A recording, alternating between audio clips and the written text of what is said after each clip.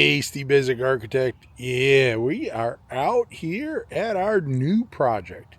I'm calling this one Humble House. It's a very modest house.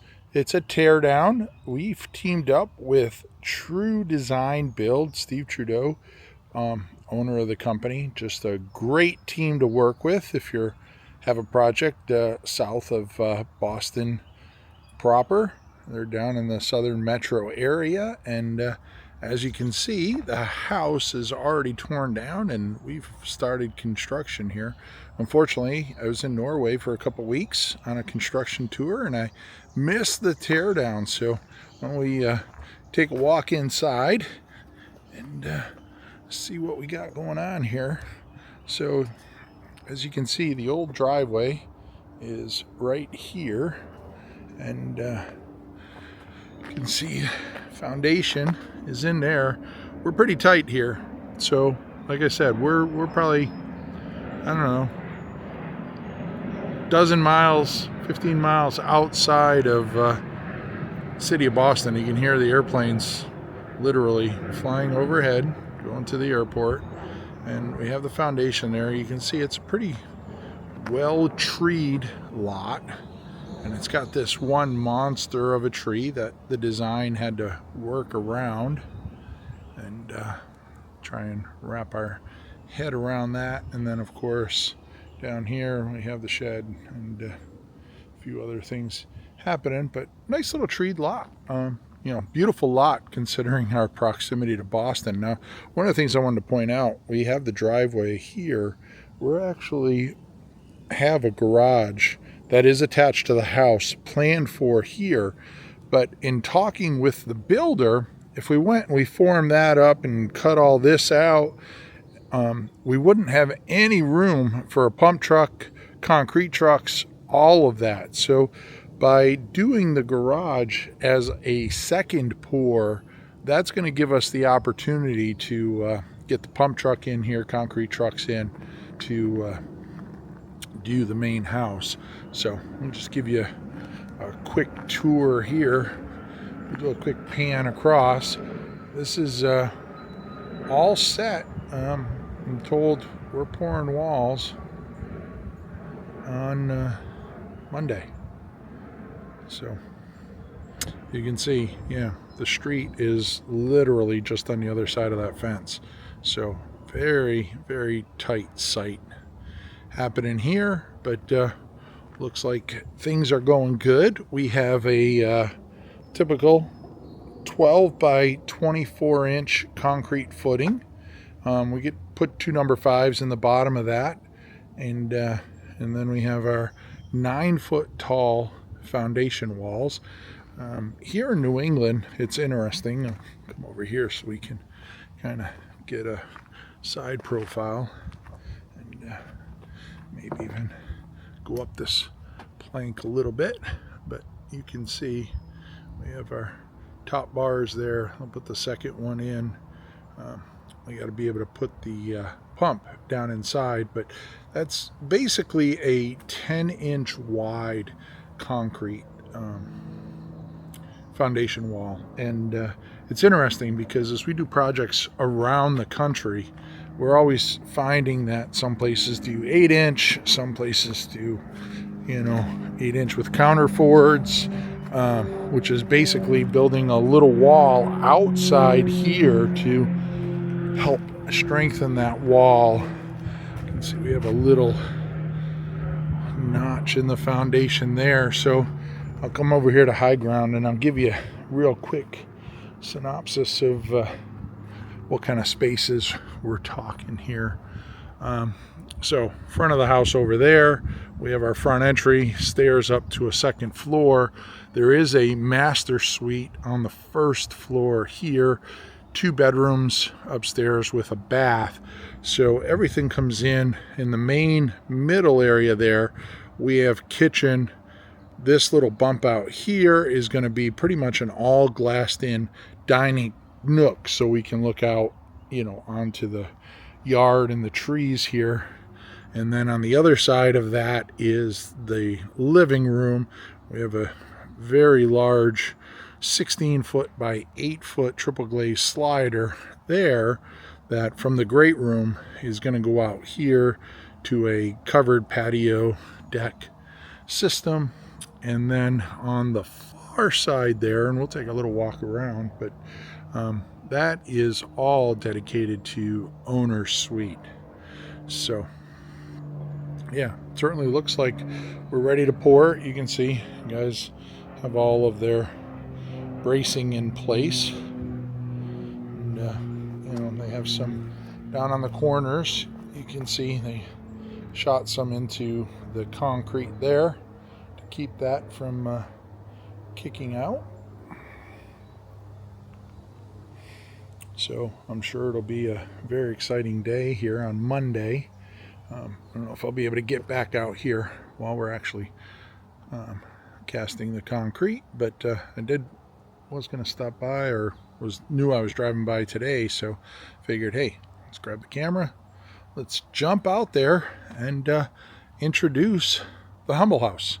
So we'll take a walk around, but I wanted to show you, this is that one massive tree that the homeowners wanted to avoid putting in any kind of distress. So you can see I've kept the ground clear, got it all organized, did a good job of staging all the topsoil over there, and then of course we hauled away a bunch, but they have a bunch of dirt out front there, and then this pile here at the end of the driveway. So bear with me, take a little walk around here. So you can see some of the ground.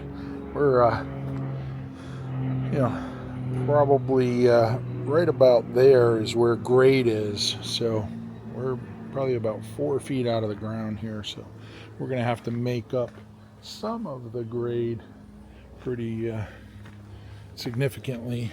And here's a little sight trick. We'll just pound in a couple rebar stakes, and then we'll brace the wall against that. So yeah, but yeah, you can see I'm pretty much at about eye level with the foundation as I walk down through here. But coming up on the other side here, we'll get a good shot of what's going on actually. And yeah, just go up here and then take another look inside the foundation. So we've walked to the far corner. So remember, this is all great room, living room, dining room on the other side, kitchen inside there. Inside the middle of the house, we have a bunch of utility spaces, pantry, stuff like that, powder room, closet, stairwell, front entry on the other side. Over on the backside there, we have a mud room, and then of course on the other side of the foundation we'll have that 2-car garage. And then pretty much all of this is walk-in closet across the back here, down through here, and including this little alcove is owner's suite bathroom. And then over here is in fact the owner's bedroom with a little connected office there out to the main space. So yeah, and this ends up being kind of the dirty basement, if you will, or dirty yard here, because we have walk-in closet and such happening there. So down in here is where we're going to have the condensing units and such for the HVAC. So bear with me a second. I'm just going to tool around the corner here.